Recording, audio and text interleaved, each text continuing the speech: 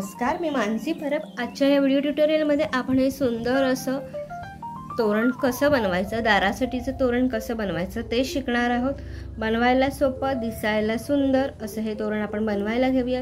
हे बनवण्यासाठी ही तोरणपट्टी आणि हे जे ट्रायंग्युलर शेप आपण वापरलेले आहेत, ह्या दोघांचेही व्हिडिओ चॅनलवर उपलब्ध आहेत, ते तुम्ही अवश्य पहा।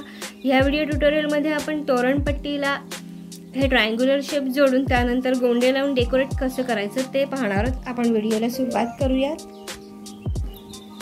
आपण तोरण बनवण्यासाठी ह्या डायमंड शेप असलेल्या पट्टीचा वापर करणार आहोत। या पट्टीचा व्हिडिओ आपल्या चॅनलवर ह्याची लिंक किंवा ह्याचा व्हिडिओ आपल्या चॅनलवर उपलब्ध आहे। ही पट्टी बनवलेली आहे मी, ही जवळपास 36 इंच म्हणजे 3 फुटाची पट्टी बनलेली आहे। ही पट्टी बनवताना आपण हे इथे एकूण असे 9 डायमंड आत तयार करून घेतलेले आहेत। मध्ये हे असे 4 ओळी सिंगल घेतलेले आहेत, मग डायमंड शेप 4 सिंगल ओळी अशा आपण पद्धतीने ही पट्टी बनवून घेतलेली आहे।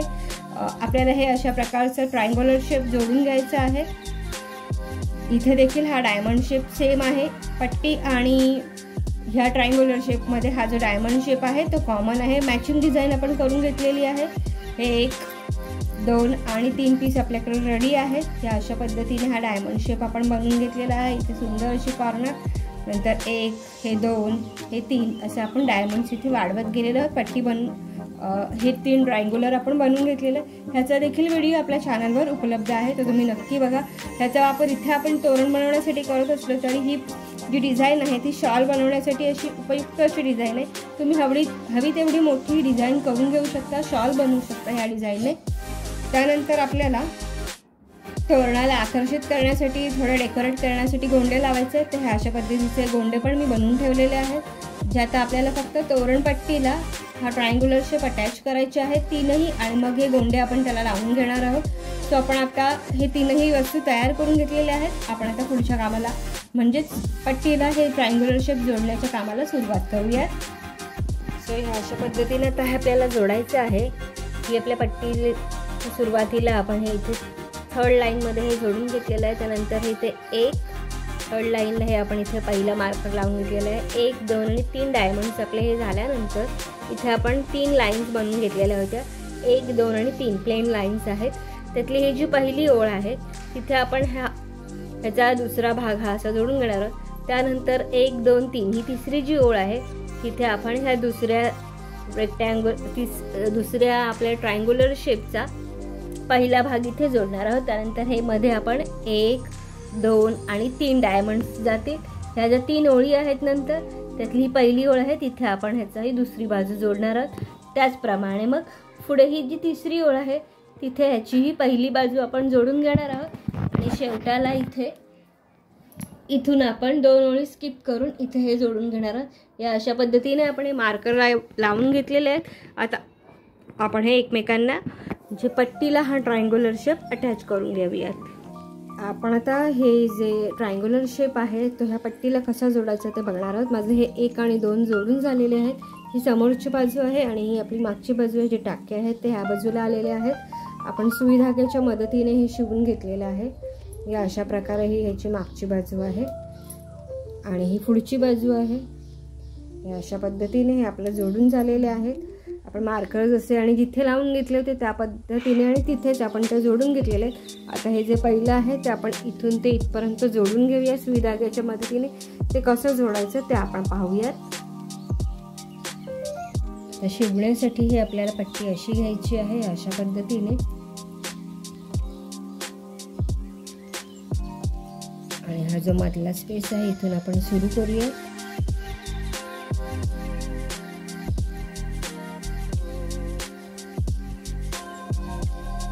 मध्ये आपण हे एक जी लाईन आहे ती स्किप केलेली आहे। आपण इथून सुरुवात करूयात। आता अशा पद्धतीने सुई अशी पास करायची आहे, एक असा टाका घालून घ्यायचा आहे। सोप्या पद्धतीने आपण हे शिवून घेणार आहोत। प्रत्येक टाक्याकडे 2-2 वेळा शिवून घेतलेला आहे। अशा पद्धतीने पुढच्या टाक्याकडे हे घालून घेऊया। पुढच्या स्पेसकडे आपण टाका घालून घेतो आहोत। अशा पद्धतीने हे आपल्याला शिवत जायचं आहे। प्रत्येक टाक्याकडे आपल्याला सुई धाग्याच्या मदतीने हे शिवून घ्यायचं आहे, जेणेकरून पट्टी आणि ते ट्रायंग्युलर शेप एकमेकांसोबत व्यवस्थित जोडले जातील, हलणार नाहीत.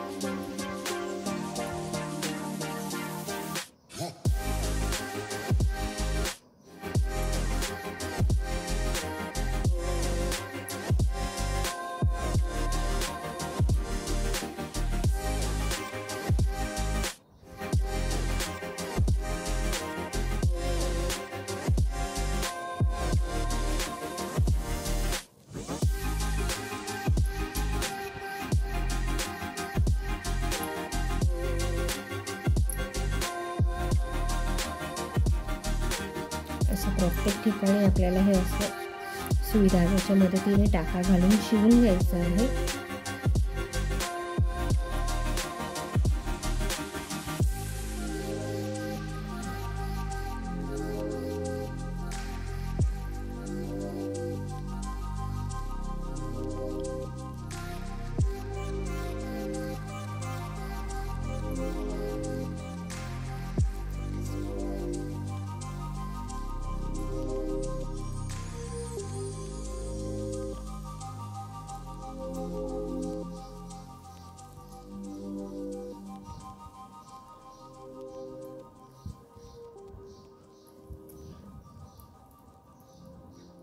या अशा पद्धतीने आपण हे शिवत जाणार आहोत.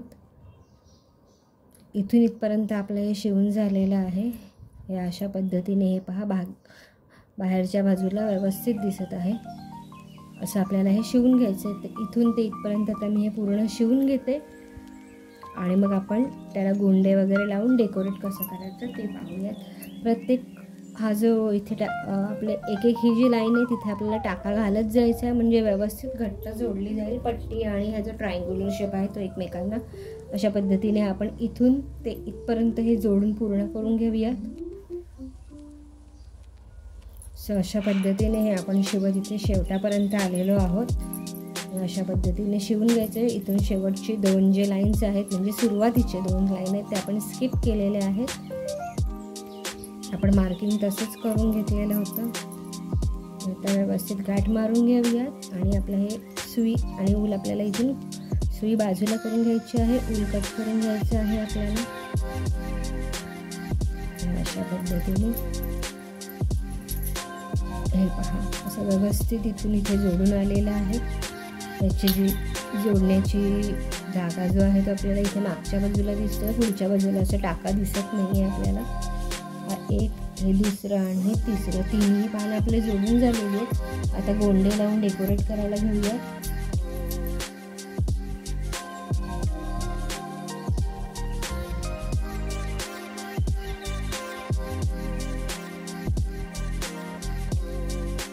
आपले ह्या पट्टीला आपली ही तीनही पानं जोडून झालेली आहेत. आता गोंडे लावायला गेली आहेत आणि त्याला डेकोरेट करून घेऊया. सो हे पहा इथे मी असे गोंडे लावून घेतलेले आहेत. या बाजूला 4 गोंडे आहेत, या बाजूला 4 घेतलेत आणि मध्ये हा एक मोठा गोंडा घेतलाय. या गोंड्यांपेक्षा हा गोंड्याची थोडीशी लेंथ मी मोठी ठेवलेली आहे. इथे एकूण 8 आणि 1 9, 9 1 9, 9 2 18 आणि 27 गोंडे आपल्याला लागलेले आहेत. एकूण 27 गोंडे बनवून घेतलेले आहेत आणि मी लावलेले आहेत. तुम्हाला हवे असेल तर अजून जवळजवळही तुम्ही लावू शकता. हे इतके लावल्यानेही तोरण भरीव दिसतं आहे. कसे लावायचे, काय काय गॅपने ते जोडून घ्यायचे ते आपण पाहूयात. गोंडे जोडताना आपल्याला ही बाजू टर्न करून घ्यायची, जेणेकरून जी गाठ येणार आहे ती मागच्या बाजूला येईल. आपण ही बाजू अशी फिरवून घेऊया अशा पद्धतीने.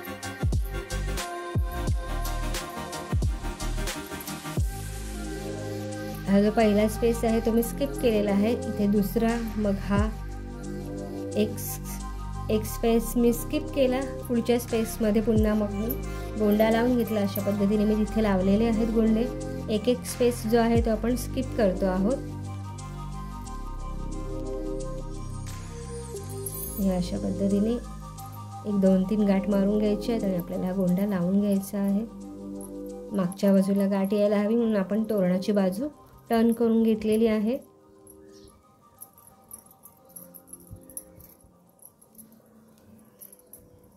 एक स्पेस पुढचा जो आहे तो स्किप करूयात आणि त्याच्या पुढच्या ठिकाणी आपण हा गोंडा लावून घेऊयात.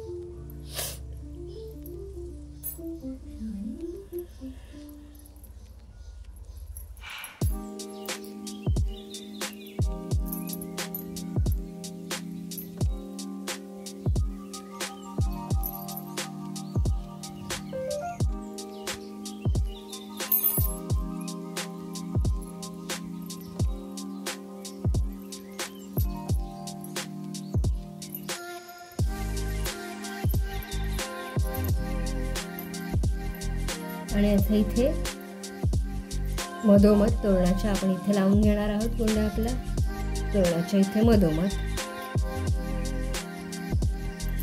इथे लावण्यासाठी मी थोडासा मोठा आणि जरा जास्त गुबगुबीत गोंडा बनवून घेतलेला आहे सेंटरला लावण्यासाठी.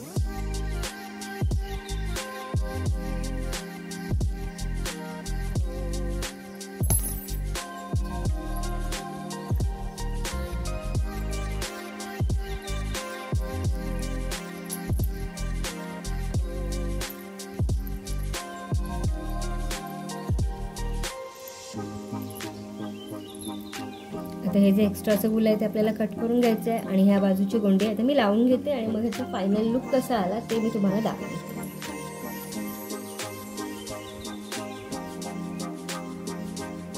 सो अशा तऱ्हेने हे पहा आपलं हे सुंदर असं तोरण तयार झालेलं आहे.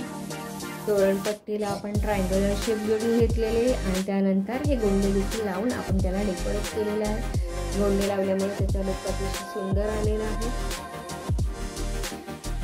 तो बनवायला सोपं, दिसायला सुंदर आणि हो कमी वेळात बनतं असं हे तोरण तुम्ही देखील जरूर बनवून पहा.